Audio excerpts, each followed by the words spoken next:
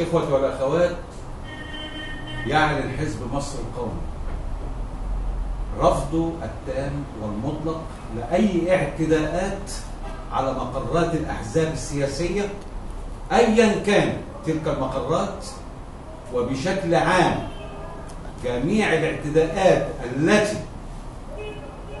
تحصل على السادة المواطنين في كل ربوع جمهورية مصر العربية فهي مرفوضة تماما، وحزب مصر القومي يستنكرها ويرفضها ويدينها. الإخوة المواطنون، إننا في أشد الحاجة الماسة إلى ضبط النفس حرصا على المصلحة العامة للبلاد. والسلام عليكم ورحمة الله وبركاته.